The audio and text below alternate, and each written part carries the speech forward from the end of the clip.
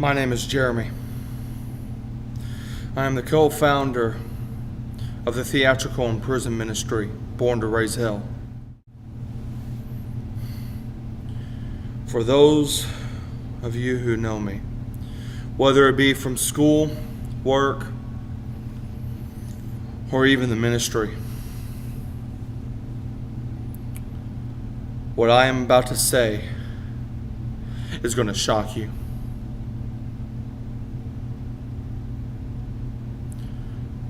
So whether or not you know me or if you don't, this is my testimony,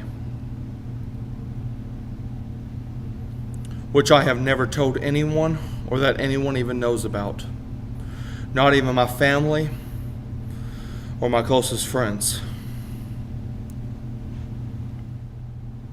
This is me. Did you expect to get greatness out of something that's worthless? My entire life, from family, friends, teachers, and complete strangers have told me that I'm worthless. I'll never amount to anything. You don't believe me, yet I tell you. I'm a bastard, a mistake child. If you think I'm lying, tell me how many people you know trying to have a child outside of marriage. I'm an only child.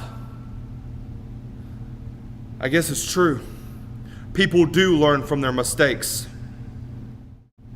I'm the favorite child. But most of the time, I'm also the most hated child. I'm winning and losing at the same time in this competition. People tell me that it's a blessing to have my family still together. But you don't even know the whole truth. My parents were on the brink of divorce, and I felt like I was the cause of it. Third grade art class, I pondered the idea how I could solve it all. What would they do? What would people say? Would they even care? If the school called my parents, would they leave work or finish the day out like normal? People tried to tell me that Jesus loves me. That's what they're insisting. But his love could be like everyone else's, non-existing. What is love? Because all I know it as is saying sweet little words as you slide a knife into my back. How do you explain love to someone who has never experienced love before? They couldn't answer that. So the world gave it a shot.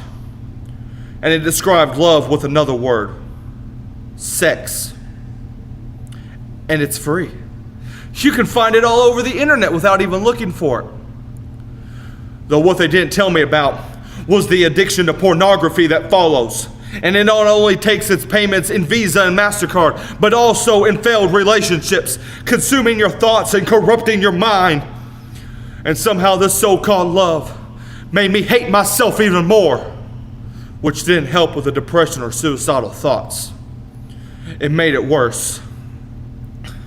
Who am I kidding? It made it much worse. I've been asked the question time and time again, what is my favorite childhood memory? But time and time as I try to think of an answer, my mind draws a complete blank. My childhood was a living hell, I tell you. Why should a 7-year-old want to take their own life simply because mommy and daddy never loved them? But if you ask me what my worst childhood memory is, I wouldn't know where to start. Because I've got memory after memory to tell. Nightly fights without a ref or rules. Spoken words are just like a bullet. As soon as the words are said and the trigger is pulled, bang! There's nothing that can stop it. If you look at me closely, you'll be able to see right through me from all the bullet holes. But only half of them are from other people. The rest are from the times I turned the gun on myself and I shot myself down with my own words. Bang!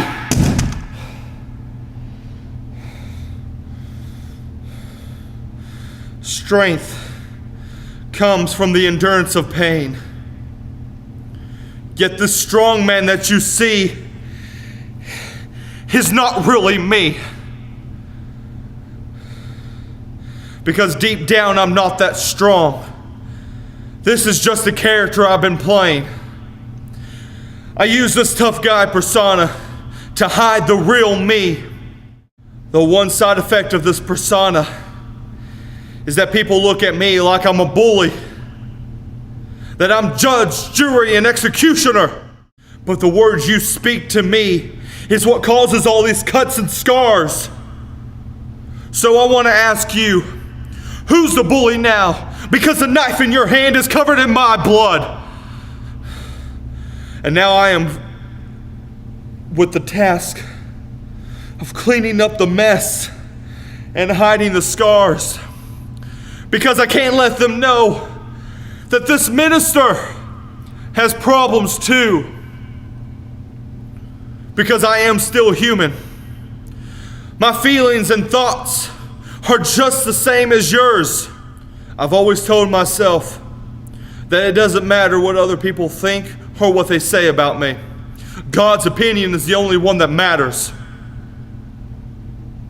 Sounds so simple, but it gets extremely hard when you have to live your entire life that way. You'll start to question God's opinion of you. Everyone else hates me. I wonder if God is going to hate me also.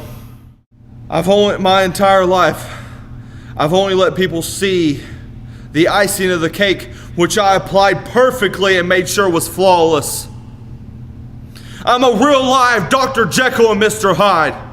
I make sure people only see Dr. Jekyll because Mr. Hyde is my secret. And the more I can keep Mr. Hyde a secret, the safer we all are. 21 years I've kept it in secret. Now is the time to break out of the shell. Now is the time to be free of the pain. Now is the time to live my life. My entire life, there's only been two things that I've ever wanted. One, to be loved because of who I am and not judged because of who I am not. That was something not even my family could do. Two, to have a family. Someone who would encourage me. Someone I could turn to and that they would be there. My parents are so distant from me. They don't even really know me. Their knowledge of me is like that of a historical figure in a textbook. I was honestly shocked when they showed up to my graduation. These two things I've never had in life. My whole life, I've never had anyone by my side. I've always been standing alone, at least in the physical sense. Because my very best friend has never left me alone. He was there protecting me in the 3 motorcycle accidents. He was there comforting me in the 1,000 thoughts of suicide. He was there when I thought I was worthless. And he told me how proud he was of me and his plans for me. He told me I wasn't worthless. And he's the only one to ever answer my question. What is love? The answer, He is love. He gave me a reason to live. I owe my life to Him because He saved my life more times than I can count. My best friend is Jesus, and He can be your friend too. As Christians, we don't need to portray that we have everything in line. We don't need to paint a picture and put on a mask and show the world that we have everything together. Because the honest truth, we don't. The number one reason why so many people in the world do not want to listen to Christians is because they call us hypocrites. In a sense, that's correct. Because so many people in the church try to make it like they don't have problems. But I, as a minister, did the same exact thing. I've been preaching since I was 14. And this has been my entire life story right here. Yeah, I felt like I couldn't tell anyone what I was really going through due to the fact that I'm a minister. I'm not supposed to have these problems.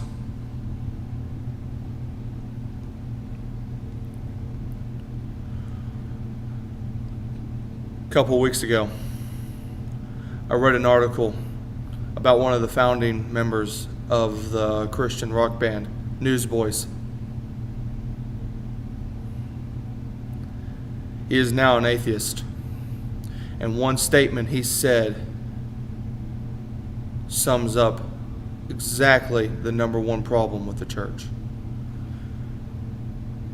He said that as the band and as Christians, they always put on a happy face. They always put on and let people see the good side. But what they really need to show is that we're struggling as much as the sinners are. And there's only one remedy, one thing that can fix both sinners and saints. And that's Jesus. One thing I want to say before I close this out. Any of you who knew me,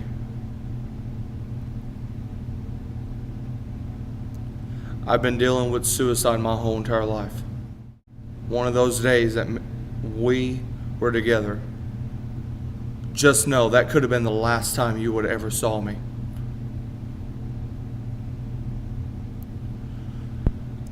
Last month, July 2016, was my last suicidal thought. And I was so close to it. The day before my vacation, I went out in the road, pitch black, about 9 o'clock.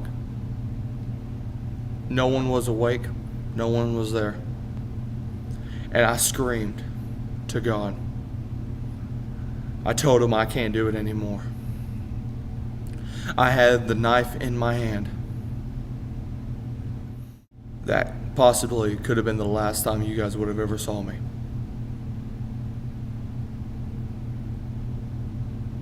But God whispered in my ear,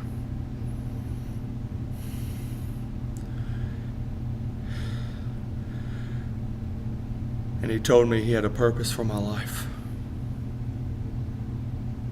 That whether it's just me and Him, it's good enough for Him. Because He wants to use me in some way on this life.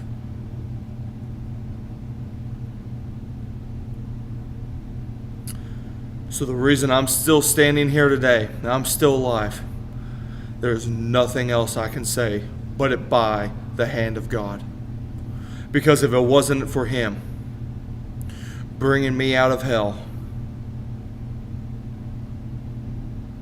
I would still be there. Jesus is the answer